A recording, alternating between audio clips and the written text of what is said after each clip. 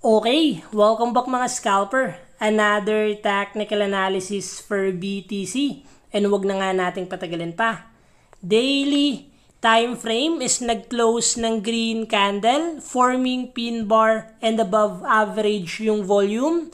So nagkaroon tayo ng pullback yesterday dahil sumundot pa si BTC sa 62K.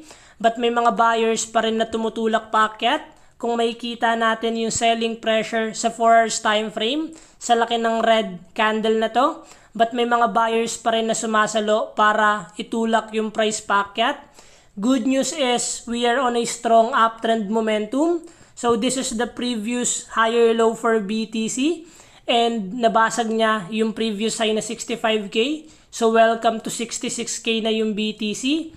So what we expect sa ganitong scenario, if gagawa si BTC ng another higher low and may sasalo sa support area, still a continuation pa rin ng uptrend momentum yung mangyayari.